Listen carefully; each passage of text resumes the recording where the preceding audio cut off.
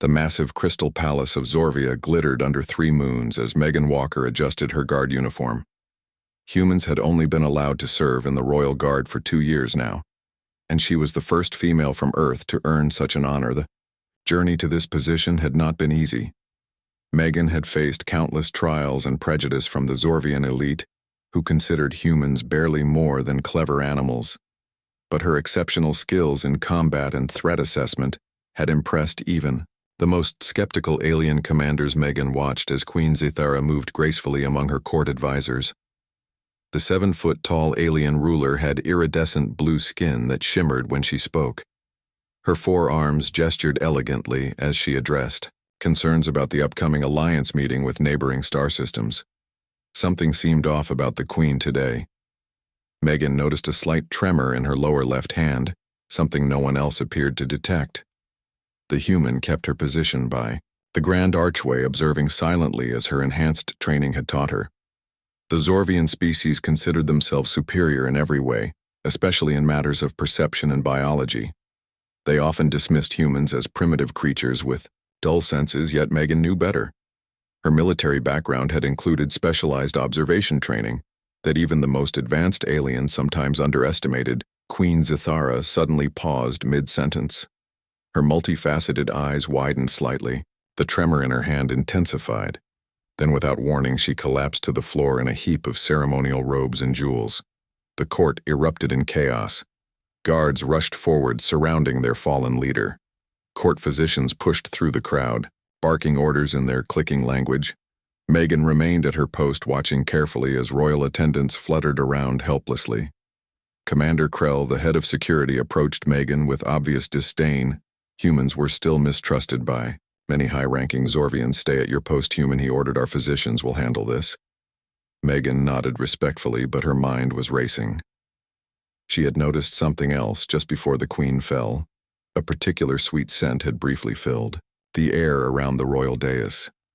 It reminded her of something from her training days. The physicians administered various treatments, none seeming to help. The Queen remained unconscious, her breathing shallow. Whispers of assassination and treachery spread through the courts. The 3rd hour passed with no improvement. Megan made a decision that would either end her career or save the Queen. She approached Commander Krell, who was consulting with the royal physicians. I believe I know what happened to Her Majesty, Megan said. Keeping her voice steady, Krell turned his tall frame towering over her, the spines on his neck rising in irritation. What could a human possibly know that our royal physicians do not? He scoffed. Megan stood her ground, undaunted on Earth. We have a plant called oleander. Its fragrance is similar to what I detected before the Queen collapsed. It produces symptoms exactly like what Her Majesty is experiencing. The royal physician Dresna looked up with sudden interest. Her antenna twitching. Explain further, human, she demanded. Megan described the sweet scent and the specific timing just before the collapse. She explained how on Earth oleander poisoning caused similar symptoms, and how it could be treated. Dresna consulted her medical database while Krell watched skeptically. After several tense moments, the physician looked up in surprise. There is indeed a Zorvian plant with similar properties to your Earth oleander. It is called Nilpharix, and is deadly to our species, but considered decorative on some outer colonies. Krell still looked doubtful. How would such a plant enter the secure royal chamber? Megan hesitated, then spoke carefully. The new ambassador from Regulus 5 was carrying an ornamental brooch with dried flowers. I recognized the scent when he bowed to Her Majesty. Guards were immediately dispatched to locate the ambassador from Regulus 5. Kate Sullivan, the human diplomatic liaison, was called to assist with the delicate political situation. The royal physician prepared an antidote based on Earth protocols for treating similar poisonings. Within hours, Queen Zithara began to recover. The ambassador from Regulus 5 was discovered to be an imposter, working for a rival faction. As consciousness returned to the Queen, she requested the presence of the human guard who had saved her life. Megan knelt before the Queen, still weak but alert on her recovery bed. You saw what others did not. Queen Zithara said, her voice still raspy from the ordeal. How did you know? Megan explained her training in observation and toxicology, part of standard Earth military preparation. The Queen listened with growing interest. For centuries we believed humans to be inferior in perception, yet you detected what my own people could not, she mused. Your species continues to surprise us. Little did either of them know this was only the beginning of a much larger conspiracy, one that would test the limits of human ingenuity against alien treachery. The next day a formal announcement was made. Megan Walker was appointed as the Queen's personal guard, a position never before held by any off-worlder. The court was stunned by this unprecedented honor. Commander Krell approached Megan after the ceremony, his expression unreadable. Perhaps we have underestimated humans, he admitted grudgingly. I still do not trust your kind fully. But the Queen lives because of your actions.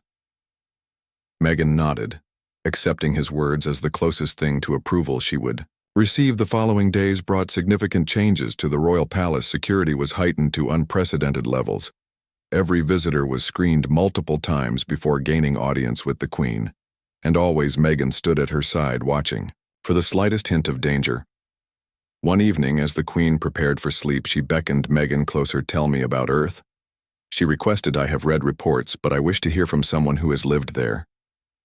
Megan described the blue ocean's vast forests and crowded cities.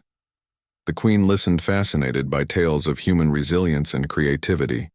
Your species adapted without the genetic advantages my people possess, Sithara observed, yet you have achieved much in such a short time. As they spoke, the Queen revealed something unexpected. There are factions within my government who oppose the human alliance. They believe your kind should remain servants, not equals. Megan nodded, understanding the political reality. The attempt on your life may be connected to these factions, she suggested. The Queen agreed and shared a troubling revelation.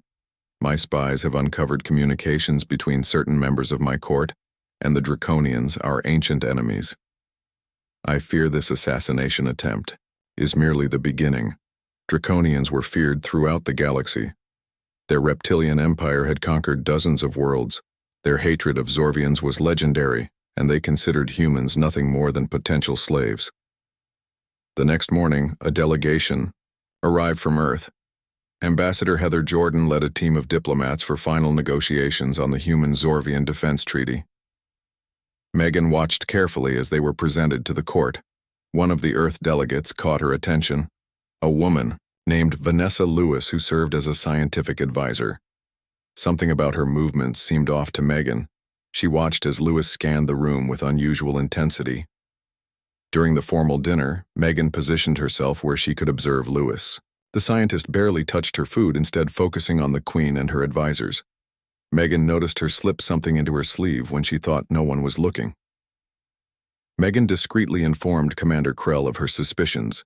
He assigned 2 guards to monitor Lewis while maintaining the appearance of normal diplomatic protocol. That night, Megan accompanied the Queen to her private chambers as usual. As Zithara prepared for sleep, a servant entered with a special tea known to help Zorvians. The servant was new, someone Megan had not seen before. Wait, Megan commanded before the Queen could drink the tea. May I inspect it first? The servant looked nervous but could not refuse the Queen's personal guard. Megan took the cup and detected a faint odor similar to the Nilferix poison but with subtle differences. The servant suddenly lunged toward the door, but Megan was faster. With one swift movement, she tackled the imposter to the ground. Security alarms blared throughout the palace. Questioning the false servant revealed connections to both the Draconian Empire and Earth separatists, humans who opposed alliance with any alien species. The plot was more complex than anyone had imagined. Ambassador Jordan was horrified to learn that humans were involved in the conspiracy. I assure you, Your Majesty, this does not represent Earth policy, she stated firmly. We will cooperate fully with your investigation. The Queen turned to Megan. I trust this human, she declared. She has proven her loyalty beyond question. Tests revealed the tea contained a slow-acting poison that would have caused a lingering, painful death. Commander Krell personally thanked Megan for her vigilance. We must identify all conspirators, he insisted. Both Zorvian and human. Megan agreed, but privately worried. How deep did this conspiracy go? And what was the connection between Earth separatists and the Draconians? Such an alliance made little sense given draconian views on humans. That night, as Megan stood guard outside the Queen's chambers, she received an encrypted message on her personal device. It contained only 4 words: trust, no one Walker. The sender was unknown, but the message used an old Earth military code, one that only someone from her former unit would know. Megan stared at the message, feeling a chill run down her spine. Someone from her past was involved, and the conspiracy was far from over. Morning brought troubling news. Vanessa Lewis, the suspicious Earth scientist, had vanished from her quarters. Despite the increased security, she had somehow slipped away during the night, leaving no trace. Megan joined the investigation team reviewing security footage with Commander Krell. They discovered a 20-second gap in the recording precisely when Lewis would have passed through the eastern corridor. Someone inside the palace is helping her. Megan concluded this was an inside job. Krell nodded grimly. The traitor must be high-ranking to access our security systems. Queen Zathara called an emergency meeting of her council. The atmosphere was tense with suspicion, as each advisor eyed the others warily. The Queen announced increased security measures and a full investigation into all palace staff, both Zorvian and human. After the meeting, Megan received permission to contact Earth Command. She needed information about Lewis' background. Perhaps there was something in her history that would explain her actions. Commander Ellie Stewart at Earth Defense Headquarters responded to Megan's request. Lewis is not who she claims to be. Her file contains inconsistencies. We are running a deeper check now. Megan felt a growing sense of unease. The conspiracy was larger and more organized than anyone had imagined. Returning to her quarters that evening, she found a small data chip hidden beneath her pillow. Playing it revealed a shocking message from Nancy Bell, her former commanding officer on Earth. Megan, what I am about to tell you puts us both in danger. There is a faction within Earth government working with the Draconians. The alliance with Zorvia threatens their plans. They want interstellar war, not peace. Be careful who you trust, even among your own kind. I am going underground. After sending this, they have already tried to silence me. The message ended abruptly. Megan sat stunned by the revelation. Earth and Draconian conspirators working together. This was worse than anyone had imagined. She needed to inform the Queen, but first wanted more evidence. Megan decided to search Lewis' abandoned quarters herself.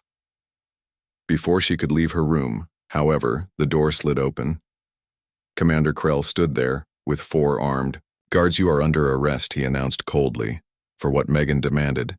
Evidence has been found linking you to the conspiracy against the Queen. He stated your Earth communicator contained encoded messages to known separatists. Megan knew immediately. She was being framed. Someone had planted evidence while she was at the council meeting. Before she could explain, the guards stunned her into unconsciousness. She awoke in a detention cell, her uniform gone, replaced with prisoner garb. The cell was designed for Zorvians, making it uncomfortably large for a human. From outside, she heard guards discussing her case. The human will be executed tomorrow by royal decree. One said, "It is a shame. I thought she was different from the others." Megan tested the cell barriers, looking for weaknesses. There were none. The Zorvians were thorough in their prison design. Even her military training offered no obvious escape route. As night fell, the lights dimmed in the detention area. Megan heard a faint scratching at her cell wall. A small section slid open, revealing an unexpected face: Kate Sullivan, the human diplomatic liaison. "We don't have much time," Sullivan whispered. "The Queen doesn't know you've been arrested." Krell acted on his own authority. "How did you find me?" Megan asked. "Belle contacted me before she disappeared. She said you might need help. I don't know who to trust, but I know you're loyal to the Queen." Sullivan passed Megan a small device. "This will disrupt the cell barrier for 30 seconds. Use it wisely." Before Megan could ask more questions, Sullivan disappeared. The wall panel slid shut, leaving Megan alone with the device and countless questions. She waited until the guard rotation changed, then activated the device. The energy barrier flickered, then disappeared. Megan slipped out, moving silently through the detention center. Her guard training had included memorizing the palace layout, including restricted areas, avoiding patrols. She made her way toward the royal chambers. She needed to reach the queen before Krell realized she had escaped. As she moved through a service corridor, she heard voices approaching, ducking into a maintenance alcove. She held her breath as two figures passed. It was Krell speaking with another Zorvian Megan recognized. As Vazin, the Queen's chief advisor, the Draconian ambassador arrives tomorrow. Vazin said everything is prepared excellent. Krell replied the Queen will not survive the night, and the blame will fall on the escaped human prisoner. The treaty will never be signed. Megan felt cold fury rise within her. The conspiracy reached to the highest levels of the Zorvian government. She needed to reach Queen Zithara immediately. Waiting until the conspirators passed, she continued her desperate journey to save the alien queen who had put her trust in a human. The royal chambers were located in the highest tower of the Crystal Palace. Megan knew there would be guards, especially now, with a supposed assassination plot discovered. She needed a diversion moving through maintenance tunnels. She reached a control panel that regulated the palace environmental systems.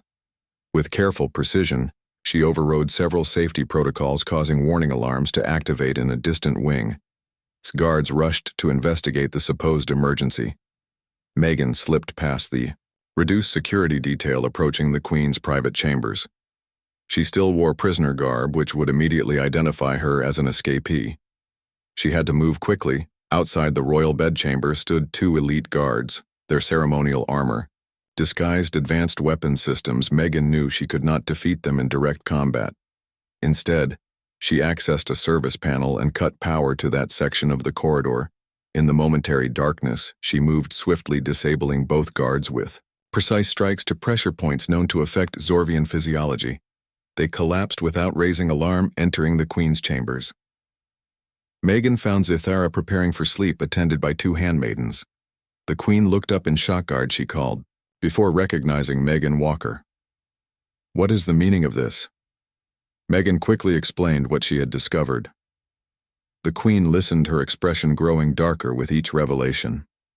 My own chief advisor, she whispered in disbelief. The handmaidens exchanged nervous glances. One slowly reached toward a hidden panel. Megan noticed the movement and tackled her before she could activate it. The handmaiden fought with unexpected strength, revealing combat training not typical for palace servants. Megan subdued her while the Queen restrained the second handmaiden using her four powerful arms.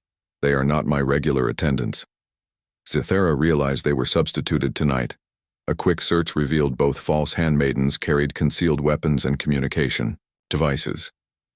The Queen used her royal override to seal her chambers and activate a secure communication channel to guards she personally trusted. Suddenly, the main doors burst open. Commander Krell stood there with 6 armed guards. Seize the human assassin. He ordered. The Queen must be protected. Zithara moved in front of Megan, her tall form imposing even in night robes. Commander Krell, you will stand down immediately, she commanded. This human has saved my life yet again, while you have betrayed your oath. Krell hesitated, momentarily surprised that his plot had been discovered. Then his expression hardened. The Zorvian Empire must remain pure, he declared. Alliances with lesser species will only weaken us. The Draconians understand this truth. He raised his weapon, but before he could fire, a shot rang out from behind him.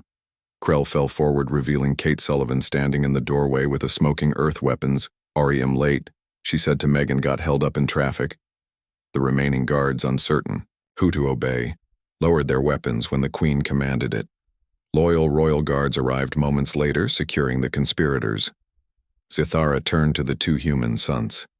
Again, I owe my life to Earth women, she said with what Megan had learned to recognize as a Zorvian smile. How do you inspire such loyalty among your kind? Megan and Sullivan exchanged glances. It's not about loyalty to our species, Megan explained. It's about doing what's right. The Queen nodded thoughtfully, a concept my people could learn from. With Krell and the false handmaidens detained, Zithara called an emergency session of her remaining advisors. Megan provided all the evidence she had gathered, including the message from her former commander. The scope of the conspiracy became clear. The Draconians had infiltrated both Earth and Zorvian governments, using existing prejudices to manipulate both sides. Ambassador Jordan arrived looking shaken. "We have arrested 3 members of my delegation," she informed the Queen. "They were working with Earth separatists. I had no knowledge of their activities." The Queen raised all 4 hands in a gesture of peace. "We have traitors on both sides, Ambassador, but we also have heroes." She looked at Megan and Sullivan. "Let us focus on those who bring our peoples together, not those who would divide us," Dawn approached as they finalized plans to capture the remaining conspirators. The Draconian ambassador would arrive believing the assassination successful. Instead, walking into a carefully played trap, Megan stood at the window watching the 3 moons of Zorvia slowly fade as morning light grew stronger. She thought about how far she had come from Earth, about the prejudice she had faced and overcome.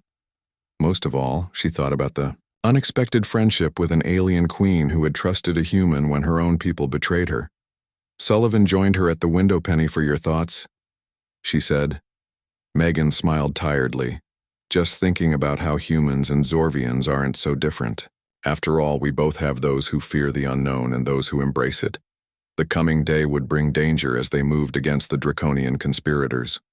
But for now, in the quiet morning light, there was hope for something unprecedented.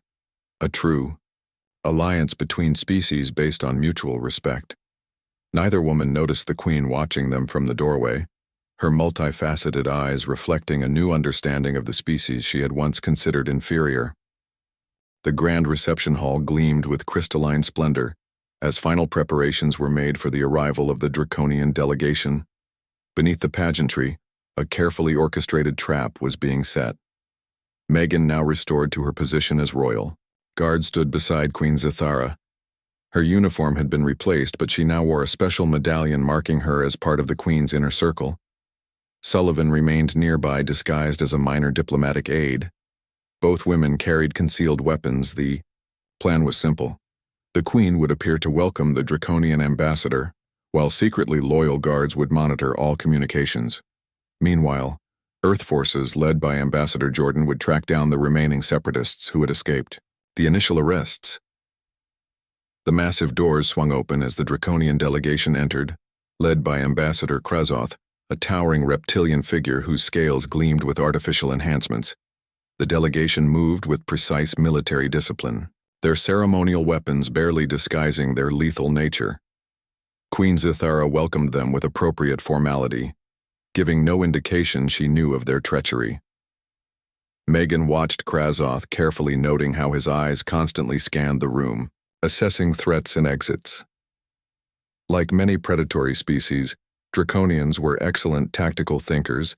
"Ambassador Krazoth, we are honored by your presence," the Queen said, her voice carrying throughout the hall.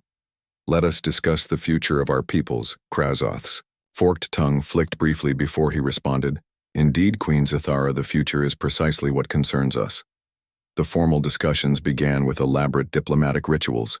Beneath the surface, tension built as both sides waited for the other to make a move. Megan maintained her position near the Queen, watching for the slightest hostile movement. Midway through the reception, a royal messenger entered, whispering something to the Queen's advisor. The news spread quickly through the Zorvian court. Vazin, the treacherous chief advisor, had been captured attempting to flee the planet. Megan noticed immediate tension in the Draconian delegation. Their carefully maintained facade began to crack. Ambassador Krazoth received an urgent communication, his scaled features hardening as he listened. The Queen watched this reaction with satisfaction. "It seems, Ambassador, that your allies have failed," she announced, her voice now cold and commanding. "We know of your plot with the separatists. Your attempt to prevent our alliance with Earth has failed." For a moment, silence filled the hall. Then, with shocking speed, Krazoth drew a concealed weapon, aiming directly at the Queen. Megan moved faster than any Zorvian could react, throwing herself between the Queen and the ambassador. The weapon discharged, hitting Megan in the shoulder. The impact threw her backward against the Queen's security forces, swarmed the hall as chaos erupted. The Draconian delegation fought with the desperation of those who knew failure meant execution by their own government. Megan, despite her injury, maintained her position, protecting the Queen. Sullivan moved through the fighting with remarkable efficiency for a diplomat. Her combat skills revealed special operations training. as she disabled two draconian guards. Moving to Megan's side, she helped secure the Queen as royal guards contained the situation.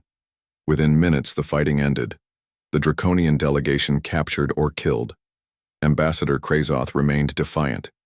Even in restraints, you fool. He hissed at the Queen, allying with humans will be your downfall. They are a plague spreading through the galaxy, consuming all in their path, Queen. Zathara regarded him coolly. Yet it was humans who saved me while my own people betrayed me. Perhaps your understanding of them is as flawed as your failed assassination attempt. The ambassador was taken away to face Zorvian justice. Medical teams rushed to treat the injured, including Megan. The wound was painful, but not life-threatening. The weapon had been designed for Zorvian physiology and affected humans differently. Later in the medical chamber, the Queen visited Megan. The tall alien ruler had to duck to enter the human-sized recovery room. You risked your life again. Zathara said, her multifaceted eyes studying Megan with curiosity. Why do you show such loyalty to a species not your own? Megan considered the question. Humans have a long history of fighting each other. She explained, we know the cost of division, but we also know the power of coming together across differences. I believe in the alliance because it's the right path forward for both our peoples. The Queen nodded thoughtfully. Once I viewed humans as curiosities at best, threats at worst. Now I see differently. Your kind brings something my species lacks: adaptability and perspective. Perhaps that is why the Draconians fear you. So reports arrived, confirming the conspiracy had been fully exposed on both planets. Earth separatists were being arrested, and Zorvian traitors brought to justice. The attempted assassination had ironically strengthened support for the alliance, as citizens on both worlds reacted with outrage to the plot. 1 week later, fully recovered. Megan stood proudly as the alliance treaty was signed. The ceremony was broadcast throughout Earth and Zorvian territories. As the Queen's personal guard, she had a prominent position, visible to all as a symbol of what cooperation between species could achieve. Ambassador Jordan approached her after the ceremony. Earth Command has a proposition for you, Walker, she said. They want to establish a joint security force, humans and Zorvians working together. They want you to lead it. Megan looked surprised. Me? I'm just a guard. The Queen, who had overheard, joined them. You are far more than just a guard, Megan Walker. You are a bridge between our worlds, and we need more bridges.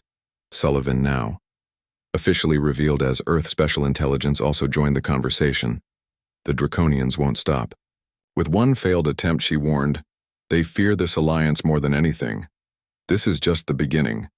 Megan looked between the three of them, human and alien, united in purpose. Despite their differences, they had found common ground. She thought about all that had happened since that moment when the alien Queen collapsed and a human guard had noticed what others missed. I accept, she said simply. As the 3 moons of Zorvia rose that night, Megan stood on a balcony overlooking the capital city. The crystal spires glittered beneath the alien sky, reminding her how far she was from Earth, yet somehow she felt at home. The universe had just become both larger and smaller simultaneously. The Queen joined her on the balcony, her tall form silhouetted against the moons. Tomorrow we begin the real work, she said. Megan nodded, knowing the challenges ahead would test both their peoples. But for the first time, representatives of Earth stood as equals with the stars. The human guard and the alien Queen gazed upward together toward a shared future among the stars.